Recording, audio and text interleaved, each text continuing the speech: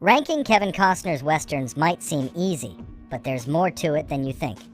For example, number 5 on this list could have been a game changer for Costner's career, if it didn't tank so hard at the box office. When it comes to Wyatt Earp movies, it's tough not to compare Wyatt Earp with the more energetic and quotable Tombstone. Released just 6 months apart, these two films were destined to compete. Wyatt Earp takes a more traditional biopic approach, covering years of Earp's life, including, of course, the famed gunfight at the OK Corral. But here's the problem. Wyatt Earp drags. It's long, a bit sluggish, and lacks the excitement you'd hope for in a 3+ hour western. The cast is solid, and the movie looks great, but it never quite sucks you in. It's not terrible, it just doesn't have the spark that could have made it memorable. Hope you're ready to hear the word long a lot, because Horizon Chapter 1 is just the beginning of a mammoth 4-part epic, clocking in at just over 3 hours. Directed by and starring Kevin Costner, this Civil War drama is meant to span over 12 hours when all chapters are said and done, but as of now, it's not looking good.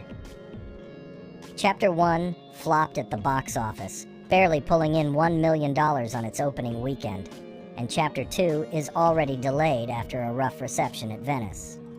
Critics are calling it bloated, with too much setup and not enough payoff. Time will tell if future chapters can redeem Horizon, but for now, it's fair to say this might be one of the weakest entries in Costner's career. Not just his worst western, but his worst box office performer as well. Let Him Go is a standout in Kevin Costner's western filmography for a few reasons. It's under 2 hours, set in a more modern era, and it's not directed by Costner. The story follows a retired sheriff and his wife on a mission to rescue their grandson, and it's a solid, underrated neo-western thriller. It hits the beats you'd expect, but it does so with a kind of quiet intensity that makes it a perfect rainy afternoon movie. Costner and Diane Lane shine in this one, and while it doesn't break any new ground, it's a rewarding watch. Released during a quiet decade for westerns, Silverado was a bright spot in an otherwise uneventful time for the genre. With a star-studded cast featuring Kevin Costner, Kevin Kline, Scott Glenn, Danny Glover, and Jeff Goldblum, this big-budget western manages to blend old-school charm with a revisionist edge. It's a little uneven at times, but it's a lot of fun. Silverado might just be the best western of the 80s, not that it had a ton of competition. Still, it's a throwback that succeeds in reminding audiences why westerns were once king. Open Range is one of those movies that flies under the radar.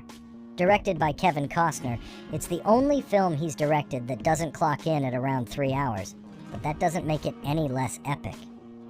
It's a simple story about an ex-gunslinger forced to defend himself against a corrupt lawman, but what sets Open Range apart is how well it tells that story. Costner is solid. Michael Gambon plays a great villain, but Robert Duvall steals the show. It's a rock-solid western with great characters and a compelling conflict, making it one of Costner's more underrated films. Dances with Wolves is the film that made Kevin Costner a director to be reckoned with. It's his most successful movie, both critically and commercially, and it even won the Best Picture Oscar. The story of a Civil War soldier finding a new way of life with a Sioux tribe, Dances with Wolves is a sprawling epic that tackles themes of prejudice, redemption, and belonging. Sure, it's broad in some areas, but it's also deeply empathetic, with a personal story woven into the larger-than-life narrative. This film is a classic for a reason,